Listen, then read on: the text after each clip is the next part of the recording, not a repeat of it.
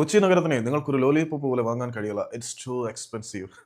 കേരള ബ്ലാസ്റ്റേഴ്സിന്റെ പുതിയ സിഇഒ ആയിട്ടുള്ള അഭിക് ചാറ്റർജി നമ്മുടെ കൊച്ചിയിലെ ജവഹർലാൽ നെഹ്റു സ്റ്റേഡിയത്തിൽ വെച്ചിട്ടുള്ള മത്സരങ്ങളൊന്നും അത്ര ചീപ്പല്ല, നല്ല വില കൂടിയ തന്നെയാണെന്നാണ് പറയുന്നത്. ജവഹർലാൽ നെഹ്റു സ്റ്റേഡിയത്തിൽ കളിക്കുക എന്ന് പറയുന്നത് അത്ര വില കുറഞ്ഞ പരിപാടിയല്ല. ഇവിടെ കളിക്കാൻ വേണ്ടിയിട്ട് ഞങ്ങൾ വളരെ വളരെ വലിയൊരു തുക തന്നെയാണ് ഹോസ്റ്റിംഗ് ഫീസായി കൊടുത്തുകൊണ്ടിരിക്കുന്നത്. ഇത് നമ്മുടെ മത്സര ദിവസത്തെ ചെലവിലേക്ക് വളരെ വലിയൊരു വർധന ഉണ്ടാക്കുന്നുണ്ട് എന്നുള്ളതാണ് സത്യം.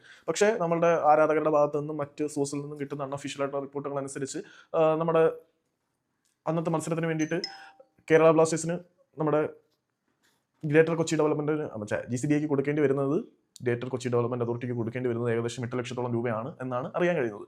ഇത് നമ്മുടെ കണ്ണിൽ കൂടെ നോക്കുമ്പോൾ വളരെ വലിയൊരു എമൗണ്ട് തന്നെയാണ്. മാക്സ് ടു മാക്സ് 8 ലക്ഷം രൂപ എന്ന് പറയുമ്പോൾ അതൊരു വലിയ എമൗണ്ട് ആണ് എന്ന് പറയുന്ന അതേ സാഹചര്യത്തിൽ തന്നെ ടിക്കറ്റ് റവന്യൂവിൽ കൂടി ഇതിനെക്കാട്ടി കൂടുതൽ കിട്ടുന്നില്ല എന്നൊരു സംശയം അവിടെ ഉന്നയിക്കാം. അത് മാത്രമല്ല FC ഗോവയെ പോലെയുള്ള ക്ലബ്ബുകൾ ഇതിന്റെ എത്രയോ ഇരട്ടിയാണ് ഓരോ മത്സരത്തിനും യാതൊരു റവന്യൂ ജനറേറ്റ് ചെയ്യാതെ കേരള ബ്ലാസ്റ്റേഴ്സിനെക്കാട്ടിൽ താഴ്ന്ന നമ്പർ ഓഫ് വിസിറ്റേഴ്സിനെ വെച്ചിട്ട്, താഴ്ന്ന പ്രൈസ് വെച്ചിട്ട്, ടിക്കറ്റ് പ്രൈസ് വെച്ചിട്ടൊക്കെ കളിക്കുന്നത് നോക്കുമ്പോൾ അതെ, FC ഗോവ നഷ്ടത്തിലേക്ക് പോയിക്കൊണ്ടിരിക്കുകയാണ്, കേരള ബ്ലാസ്റ്റേഴ്സ് ബ്രേക്ക് ഇവൻ പോയിന്റിലേക്ക് പോയിക്കൊണ്ടിരിക്കുകയാണ്.